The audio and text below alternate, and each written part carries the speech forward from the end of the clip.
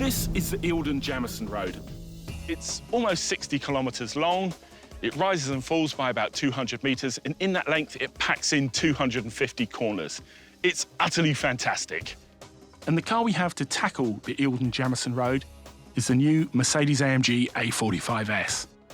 If you're of a generation that once hankered for a hot Evo or WRX, this is the logical development of that line. 310 kilowatts, 500 newton meters of torque. There's a lot of questions about this car that needs to be answered.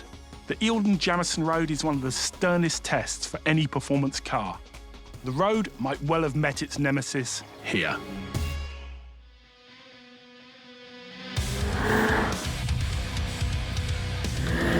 This road is utterly relentless. It just throws corners at you again and again and again. There is no respite.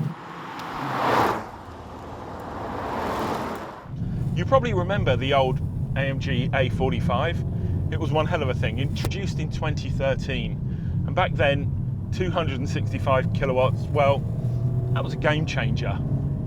And for 7 years, it's been pretty much the benchmark hyper hatch. If you want something that can really give a serious performance car a scare, that's where you went. But it wasn't the most livable thing. The ride was very, very hard, and it was a little bit uncouth. It was mightily quick. But now we got this new one, and things have certainly changed a lot in the last 7 years.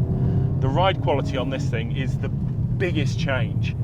On a road like this, that's lumpy, bumpy, running between sort of state forests and national park tree roots and patches in the road, you'd have expected the old AMG A45 to be a real handful to shake your fillings loose. But this one, you can set it into its most aggressive mode, and it's entirely livable. There's real suppleness and nuance to the way that the suspension has been engineered. It's a thing of brilliance. So what's new? Well, it's got a drift mode if you're into that sort of thing that is a little bit artificial. It lets you just have a little bit of fun, and it'll send power to that outside rear wheel. But I think one of the sort of quiet achievers in this car is the 8-speed dual clutch transmission. It really bangs through the first 2 gears fast. The old car had a 7-speed, and it's smooth enough when you're driving around town, and the shift logic is really good. You know, I'm not even bothering to change with the pedals at the moment. I have been earlier, but you leave it in Sport Plus or Race mode, and it takes care of duties really, really smartly. The brakes are great. There's 6-piston, 360mm discs up front. It stops on a dime. You dive into a hairpin like that and gun it out the other side. 4-wheel drive with a very, very clever diff at the back that splits drive left to right. It just grips and goes. You can drive a car like this pretty hard and still not really worry the limit. The corners just come at you so quickly. But I'm not going to say that this isn't fun.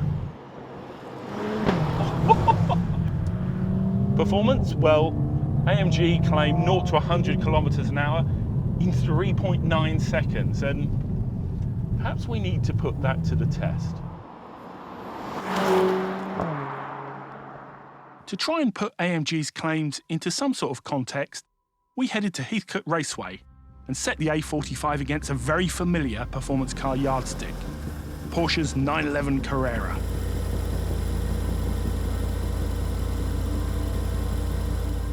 Okay, we're in race mode, suspension set into comfort for maximum traction, and we're going to see if we can give that Porsche something to think about. To be fair to the 911, they're not defined by their performance figures, but this is a seriously rapid car, and Porsche famously undersells its performance claims, so we should do a sub 4 to 100. I honestly don't know what's going to win. Let's give it a go.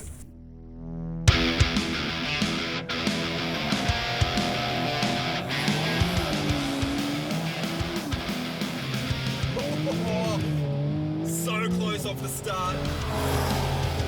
Great start. I'm ahead. He's creeping up on me.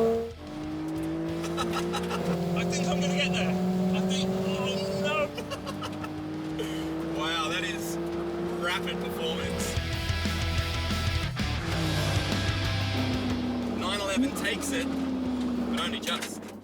This car is mighty impressive. He actually got a better start than I did, but the in-gear acceleration in this thing once it gets into its stride is phenomenal for a base 911. A sub 4 to 100 is incredible.